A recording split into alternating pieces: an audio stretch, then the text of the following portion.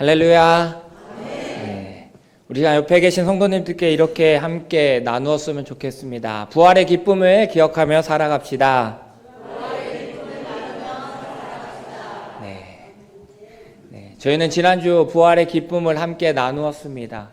함께 많은 축제를 준비하고 함께 예배하며 우리를 위해 이 땅에 오시고 부활하신 그 예수님의 부활하심을 함께 기뻐하였습니다. 그 부활 이후 한 주간의 삶, 우리 성도님들께서는 삶 속에서 그 부활의 기쁨을 기억하며 살아가셨나요? 아멘. 네, 나를 위해 십자가에 달리시고 부활하신 그 예수님 그분으로 인해 감사와 기쁨 넘치는 삶을 살아가시는 우리 성도님들이 되시길 소망합니다.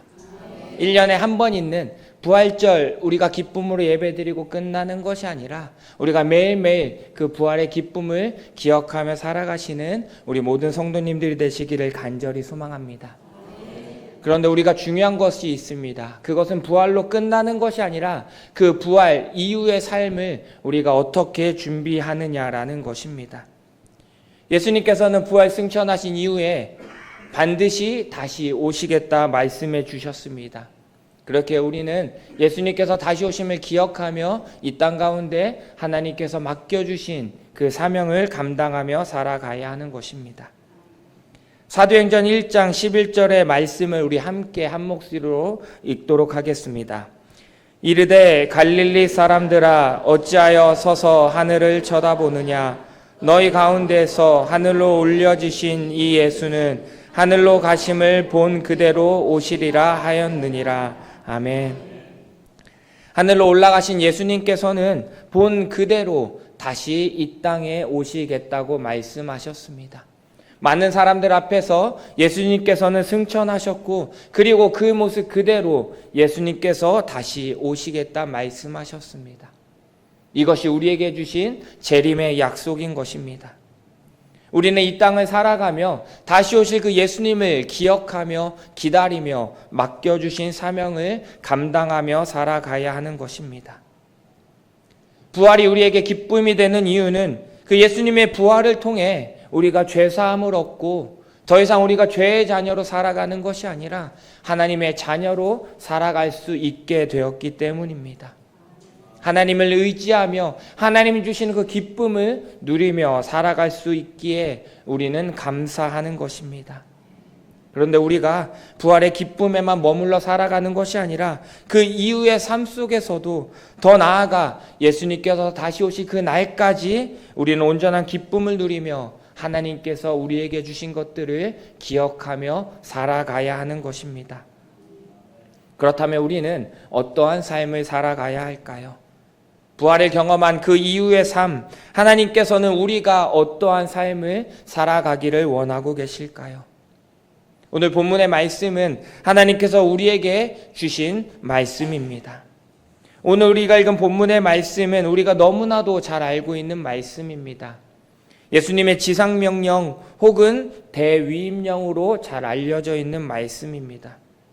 예수님께서 이 땅에 오셔서 하셨던 모든 일들을 승천하시기 전 제자들에게 위임해 주셨습니다. 그리고 제자들에게 위임되었던 그 말씀은 오늘 이 시대를 살아가고 있는 우리들에게도 동일하게 위임되어져 있는 것입니다.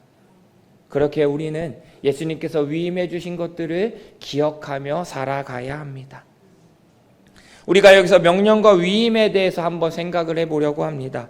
명령과 위임은 비슷한 것처럼 보이지만 엄연히 다른 뜻을 가지고 있습니다. 보통 우리가 누군가에게 명령을 한다는 것은 상급자가 부하 직원에게 어떤 일을 명령하고 시키는 것입니다. 상급자가 명령을 하면 부하 직원은 그 명령을 수행하게 됩니다. 이때 명령을 수행하는 부하 직원이 자신의 능력에 따라 그 일을 수행하는 것입니다.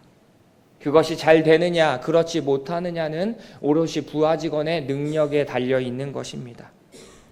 그런데 위임은 조금 다릅니다. 위임도 누군가에게 무엇을 지시하는 것은 동일합니다. 하지만 여기에는 그 일을 지시하는 그 사람의 권위와 능력 그리고 권한이 함께 부여가 되는 것입니다. 우리가 누군가를 대신해 갈 때 위임장을 가지고 갑니다. 그 위임장을 가지고 간다는 것은 그 사람의 모든 것을 대신 위임해서 가져간다는 것입니다. 저희가 드라마 사극을 보면 그 어떤 신하가 어명을 가지고 나아가는 장면이 있습니다. 신하가 그 임금의 어명을 가지고 어명을 이야기할 때 그 어명을 듣는 모든 사람이 그 신하 앞에 무릎 꿇고 어명을 받드는 장면을 보신 적이 있을 겁니다. 어명을 받는 사람이 계급이 어명을 가지고 온 사람보다 더 높을지라도 그 어명을 전하는 그 신하 앞에 무릎을 꿇게 됩니다. 그 이유는 지금 그 앞에 서 있는 그 신하가 그 신하로 온 것이 아니라 어명을 가지고 온 임금의 권한을 가지고 온 사람이기 때문입니다. 그래서 비록 신분이 낮을지라도 모든 사람이 무릎 꿇고 임금의 어명을 듣게 되는 것입니다. 예수님께서 우리에게 주신 말씀도 동일합니다. 예수님께서 우리에게 주신 말씀은 단순한 명령이 아니라 예수님께서 우리에게 위임해 주신 것입니다.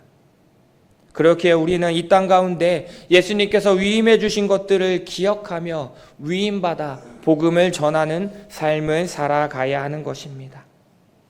오늘 본문 18절의 말씀을 보면 이렇게 말씀하고 있습니다. 예수께서 나와 말씀하여 이르시되 하늘과 땅의 모든 권세를 내게 주셨으니 아멘. 예수님께서는 하늘과 땅의 모든 권세를 가지신 분이십니다. 온 땅의 주인 되시는 분이 바로 예수님이신 것입니다.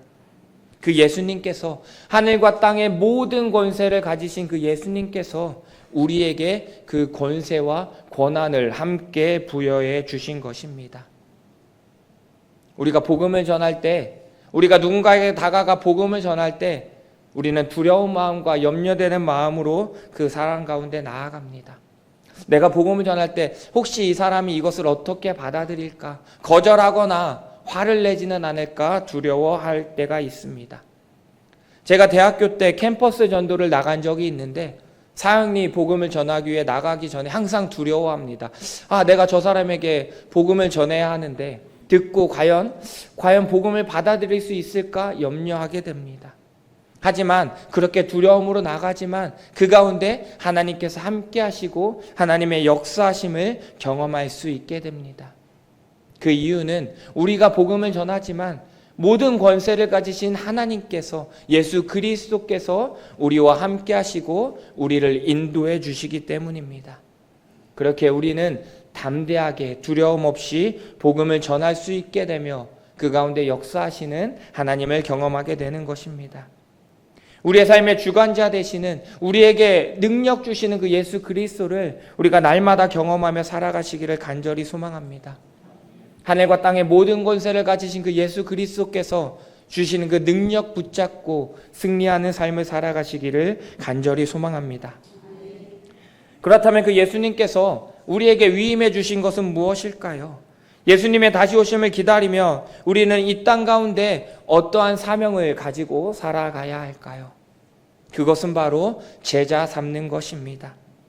하나님을 알지 못하는 자들에게 복음을 전하고 그들로 하여금 하나님의 제자가 되도록 하는 것, 그것이 하나님께서 우리에게 맡겨주신 것입니다. 오늘 본문 19절의 말씀을 보면 그러므로 너희는 가서 모든 민족을 제자로 삼아 아버지와 아들과 성령의 이름으로 세례를 베풀고 라고 말씀하고 있습니다. 우리는 모든 민족을 제자 삼는 삶을 살아가야 합니다. 예수님께서도 사역을 시작하면서 12제자를 세우셨습니다. 12명의 제자를 부르시고 그들과 함께 하셨습니다. 그들에게 복음을 전하셨고 그들에게 하나님의 나라에 대해서 말씀해 주셨습니다. 함께 했지만 예수님의 제자들은 처음에는 예수님의 뜻을 온전히 깨닫지 못했습니다. 공생의 기간을 함께 했음에도 여전히 부족하고 연약한 모습을 보여주는 제자들이었습니다. 그럼에도 예수님께서는 제자들을 가르치시고 그들에게 복음을 전해 주셨습니다. 그 결과 그들의 삶은 변화되었습니다. 예수님께서 승천하신 이후에 제자들이 마가의 다락방에 모여 함께 기도할 때 그곳에 성령님이 임하시게 되었습니다. 그리고 그 성령님의 임재하심을 경험한 제자들은 이전과 다른 삶을 살아가게 되었습니다. 성령님의 임재하심을 경험한 제자들은 온전한 하나님의 제자가 되어 예수 그리스도의 제자가 되어 땅끝까지 복음을 전하는 삶을 살아갈 수 있게 된 것입니다. 예수님께서 제자 삼으셨던 것처럼 우리들도 세상 가운데 나아가 제자 삼는 삶을 살아가야 합니다. 하나님을 알지 못한 사람들에게, 복음을 한 번도 들어보지 못한 사람들에게 우리가 나아가 복음을 전해야 하는 것입니다. 그들로 하여금 복음을 듣고 하나님의 제자가 되도록 이끌어 주어야 하는 것입니다. 그 과정은 결코 쉽지 않습니다. 당장 눈에 띄는 결과가 나타나지 않을 수도 있습니다. 내가 전한 복음이 뿌리내지 못하고 열매로 나타나지 못하고 내가 복음을 전할 때 그 복음이 튕겨져 나오는 것처럼 보여지기도 합니다. 그러나 우리가 전한 그 겨자씨만한 작은 그 씨앗이 그 마음 가운데 심겨질 때 하나님의 때, 하나님의 방법으로 놀라운 열매를 맺게 될 것입니다.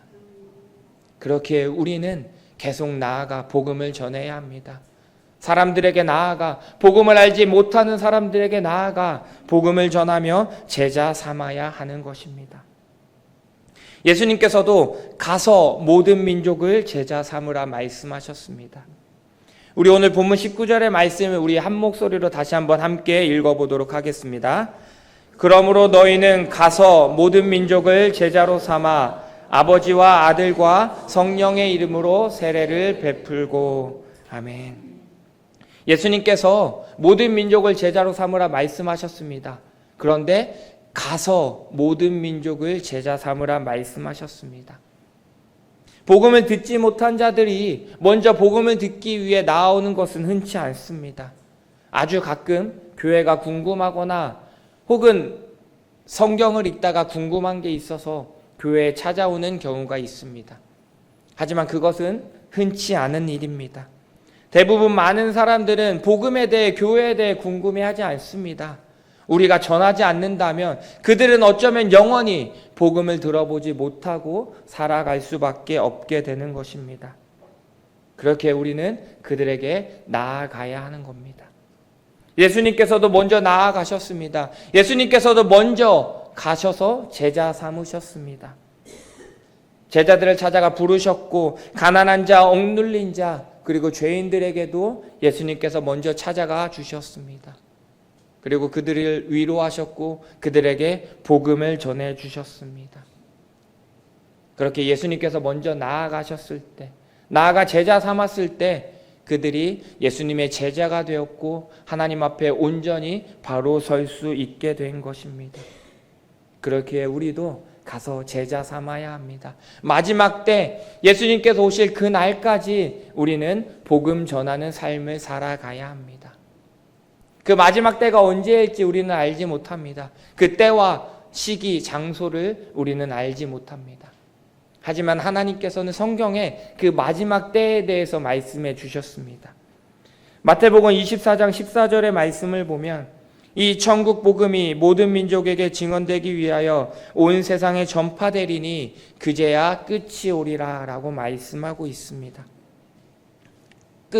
그때는 모든 민족에게 복음이 증언될 때 그때야 끝이 오겠다 말씀하고 있습니다.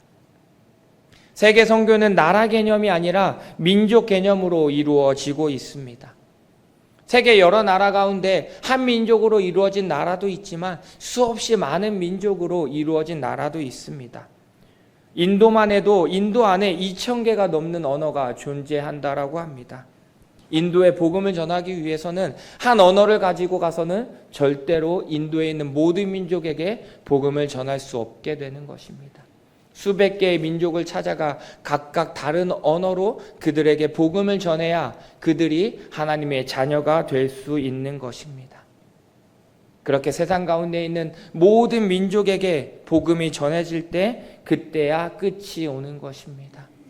그때야 예수님께서 다시 이 땅에 오시게 되는 것입니다.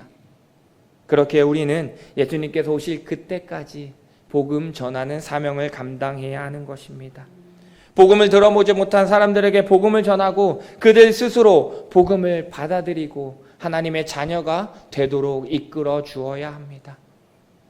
교회에 나와 예배를 드리며 하나님을 따르는 삶을 살아갈 수 있도록 이끌어 주어야 합니다. 그렇게 제자된 자들, 그렇게 교회에 나온 이들에게 우리는 두 가지를 실천해 주어야 합니다. 먼저는 그들에게 세례를 받도록 해야 합니다. 세례는 자신의 신앙 고백입니다. 유아 세례를 받은 아이가 나중에 시간이 지나고 다시 한번 입교를 받게 됩니다. 어렸을 때 세례를 받았는데 다시 한번 시간이 지나서 입교를 받는 이유는 어렸을 때 부모의 신앙으로 세례를 받았다면 이제는 자신의 신앙, 믿음을 가지고 고백하고 하나님 앞에 다시금 입교를 받게 되는 것입니다. 다른 사람의 믿음이 아니라, 부모의 믿음이 아니라 오롯이 나의 믿음으로 하나님 앞에 고백하고 다시금 서게 되는 것입니다. 세례를 받을 때 교회 앞에 많은 성도님들 앞에서 목사님께서 묻고 세례받는 자는 대답하게 됩니다. 이때 많은 성도님들 앞에서 나는 하나님의 자녀로 살아가겠습니다. 더 이상 내가 세상의 자녀로 살아가는 것이 아니라 하나님을 믿는 하나님의 자녀로 살아가겠습니다 라고 고백하게 되는 것입니다. 그렇기에 세례를 받을 수 있도록 이끌어 주어야 하는 것입니다. 하나님의 제자된 사람이, 제자로 살아가겠다고 고백한 사람이 자신의 입술을 통해 고백할 수 있어야 하는 것입니다. 그리고 두 번째로 우리는 그들을 가르쳐 지키게 해야 합니다. 세례를 받은 이들이 이제는 세상의 가치와 세상의 가르침을 쫓아 살아가는 것이 아니라 하나님의 말씀을 온전히 지키며 따르며 살아갈 수 있도록 이끌어 주어야 합니다. 오늘 본문 20절 상반절의 말씀을 보면 내가 너희에게 분부한 모든 것을 가르쳐 지키게 하라 라고 말씀하고 있습니다. 우리가 모든 민족으로 제자를 삼고 세례를 받게 한 이후에 그들에게 하나님에 대해 하나님께서 가르쳐 주신 모든 것을 가르쳐 지키게 해야 합니다. 하나님에 관한 모든 것, 하나님의 율법, 예수님의 부활과 재림, 그리고 복음에 대해서 모든 것을 가르쳐 주어야 하는 것입니다. 교회에 새가족이 오면 새가족 교육을 하고 교회 생활을 하면서 신앙이 성장했을 때 스스로 고백하고 세례를 받게 됩니다. 하지만 거기서 멈추어 버린다면 그 신앙은 절대로 성장할 수 없습니다. 그렇게 우리는 제자 훈련을 받고 1:1 양육을 받으며 하나님에 대해 하나님께서 가르쳐 주시는 것들을 더 많이 배워 나아가야 하는 것입니다. 세례를 받는다고 모든 것을 알게 되는 것은 아닙니다. 세례는 자신의 고백이기 때문입니다. 내가 하나님의 자녀로 살아가겠습니다라고 고백하는 것이기 때문입니다. 그렇게 그 이후의 삶 속에서 계속해서 하나님의 말씀을 듣고 하나님께서 가르쳐 주신 것들을 알고 깨닫는 과정이 필요한 것입니다. 그렇게 모든 것을 깨달아 알 수 있도록 우리가 함께 귀한 동역을 감당해야 하는 것입니다. 사랑하는 성도 여러분, 하나님께서 이처럼 우리에게 가서 제자 삼으라 말씀하고 계십니다.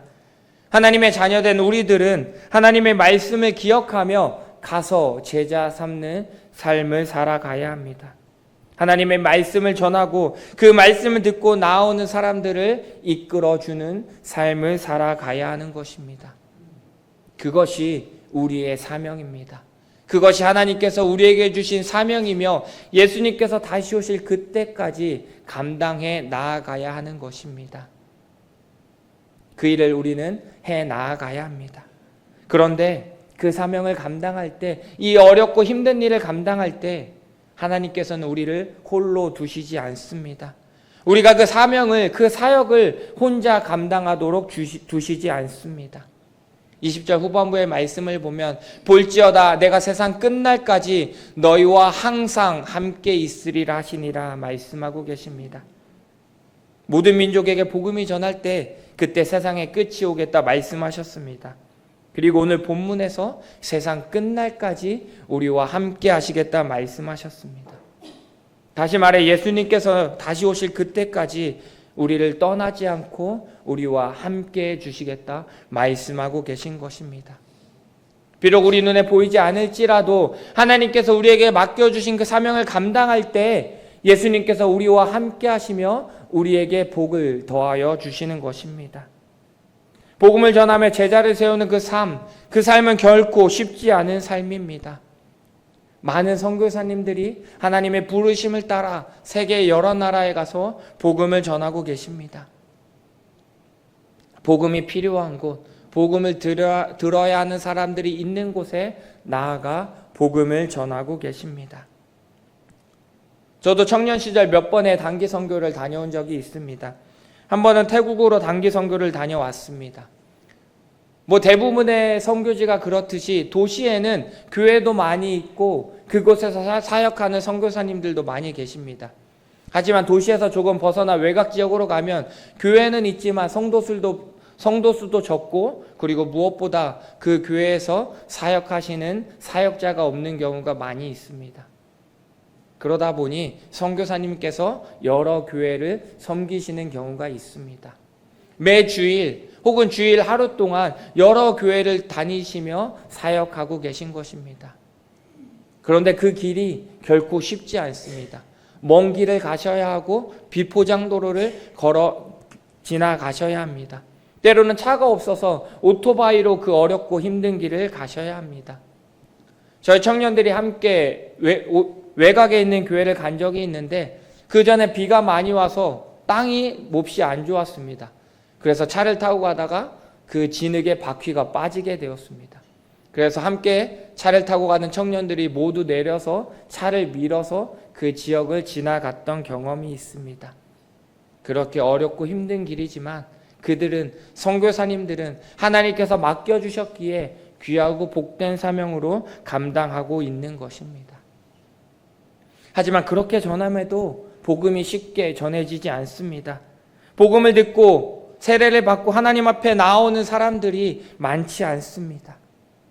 수년간 복음을 전했음에도 열매가 없어 걱정하고 염려하시는 선교사님들이 계십니다. 사역을 접어야 할까 생각하시는 분들도 계십니다. 그만큼 쉽지 않은 사역인 것입니다. 우리는 이 사역을 절대 우리 혼자 할 수 없습니다. 하나님께서 나에게 맡겨주셨지만 나 혼자 이 사역을 감당한다면 절대 이 일을 완수할 수 없습니다. 하나님께서 이 일 가운데 우리와 함께 하시기에 우리가 담대하게 나아갈 수 있게 되는 것입니다. 어렵고 힘든 사역이지만 하나님께서 함께 하시고 하나님께서 우리와 항상 함께 하시겠다 말씀하셨기에 우리가 그 말씀 붙들고 담대히 나아갈 수 있게 되는 것입니다. 우리와 항상 함께 하시겠다 하신 그 하나님, 그분은 하늘과 땅의 모든 권세를 가지신 분이십니다. 세상의 그 무엇과도 비교할 수 없는 하늘과 땅의 모든 권세를 가지신 그 분께서 우리와 함께 하시고 계신 것입니다. 그렇게 우리는 두려움 없이 담대함으로 나아갈 수 있게 되는 것입니다. 또한 성령님을 우리 가운데 보내주셔서 우리는 날마다 성령님의 인도하심을 따라 살아가게 됩니다. 내가 깨닫지 못하는 순간에도 성령님은 나와 함께 하시며 나를 인도해 주십니다. 우리가 알지 못하는 그 순간에도 우리를 위해 기도하시고 중보하시며 우리를 함께 이끌어 주시는 것입니다. 우리가 귀한 사명, 그 복음 전하는 사명을 감당할 때 성령님께서 우리를 인도해 주심을 믿고 나아가시길 소망합니다. 하늘과 땅의 모든 권세를 가지신 그 예수님께서, 그 하나님께서 우리와 함께 하심을 우리가 믿으며 살아가시기를 간절히 소망합니다. 오늘 우리가 읽지는 않았지만 본문 바로 앞에 있는 17절의 말씀을 보면 예수를 배웠고 경배하나 아직도 의심하는 사람들이 있더라 라고 말씀하고 있습니다. 예수님께서 부활하시고 난 이후에 갈릴리에서 제자들을 만나셨습니다. 그런데 부활하신 예수님을 제자들이 직접 만났음에도, 자신의 눈으로 직접 보았음에도 불구하고 제자들 중에 아직 의심하는 사람들이 있습니다. 자신의 눈앞에 부활하신 예수님이 계심에도 불구하고 예수님을 의심하고 있는 것입니다. 어쩌면 제자들 입장에서 보면 그럴 수 있다 생각이 듭니다. 죽었던 예수님께서 다시 살아나셨으니 진짜 예수님이 맞으신가? 혹시 다른 사람은 아닌가? 의심할 수도 있습니다. 직접 예수님을 눈으로 본 제자들도 이렇게 의심합니다. 예수님과 함께 생활했던 제자들도 의심하는데 하물며 예수님의 부활하심을 경험하지 못했던, 들어보지 못했던 사람들은 어떠할까요? 그들에게 복음을 전할 때 그들의 반응은 어떠할까요? 예수님께서 우리를 위해 십자가에 죽으시고 부활하셨습니다 라고 그들에게 전할 때 그들은 믿지 못할 것입니다. 그것이 거짓이라고 이야기하며 거부할지도 모릅니다. 우리가 전하는 복음을 듣고 오히려 거부 반응을 일으킬 수도 있습니다. 하지만 우리가 그럼에도 나아가는 이유는, 우리가 그럼에도 가서 제자 삼는 사역을 멈추지 않는 이유는 예수님의 부활은 분명한 사실이기 때문입니다. 예수님께서 우리를 위해 죽으시고 십자가에서 부활하셨다는 그 사실, 그것은 세상의 무엇과도 타협할 수 없는 분명한 진리인 것입니다. 그렇기에 우리는 계속해서 복음을 전하는 것입니다. 그것이 나를 살리고 우리를 살리고 더 나아가 세상을 살리는 것이기 때문입니다. 그 복음을 전할 때 그 복음이 세상을 변화시키기 때문입니다. 그렇게 내가 오늘 전하는 복음이 거부당할지라도 그럼에도 다시 나아가 복음 전하는 삶을 살아가는 것입니다. 또 한 사람의 제자를 세우기 위해 하나님 믿지 않는 사람이 제자가 될 수 있도록 그렇게 우리를 이끌어 주시는 것입니다. 그 귀한 사명을 감당하며 살아가시기를 소망합니다. 하나님께서 주신 그 말씀을 기억하며 제자 삼는 삶을 감당하며 나아가시는 우리 모든 성도님들이 되시기를 간절히 소망합니다. 말씀을 정리하도록 하겠습니다. 제가 한 번은 몽골로 선교를 간 적이 있습니다. 제가 다니던 교회에 선교사님 한 분이 몽골에서 사역을 하고 계셨고, 그리고 몽골에서 저희가 돕기 위해 단기 선교를 다녔습니다. 교회를 세우고 있었는데 그 교회는 아직 교회 학교가 없었습니다. 어른들만 몇몇 분 나와서 예배를 드리고 있었습니다. 그런데 저희가 가서 저희 단기 선교팀만이 할 수 있는 일이 있습니다. 가서 아이들을 모으고 함께 놀아주고 행사를 진행하고 함께 예배를 드리게 되었습니다. 그러면서 생각했습니다. 우리가 돌아가게 된다면 돌아간 이후에 과연 이들이 교회에 나와 하나님을 믿을 수 있을까? 하나님의 자녀로 살아갈 수 있을까? 염려하게 되었습니다. 그런데 돌아오고 난 이후에 놀라운 소식을 듣게 되었습니다. 교회 학교가 없던 그 교회에 교회 학교가 생기게 되었습니다. 저희가 그곳에서 한 것은 너무나도 미약합니다. 저희가 많은 것을 한 것이 아닙니다. 그들에게 아이들과 함께 놀아주었고 그들에게 단순히 복음을 전했습니다. 저희들의 방식으로 복음을 전했지만 하나님께서 그곳에서 역사하시고 일하심을 우리가 경험하게 된 것입니다. 우리의 삶도 마찬가지입니다. 내가 어느 곳에 있든지, 내가 있는 직장에서, 학교에서, 혹은 내가 속한 공동체에서 복음을 전할 때 그 복음을 통해 어떻게 일하실지 우리는 알 수 없습니다. 하지만 하나님께서는 놀라운 방식으로 일하심을 믿고 나아가시길 소망합니다. 그 믿음 가지고 하늘과 땅의 모든 권세를 가지신 그분께서 우리와 함께 하심을 믿으며 오늘 하루도 이후의 삶 가운데에서도 복음 전하는 삶을 살아가시는 우리 모든 성도님들의 삶이 되시기를 간절히 소망합니다.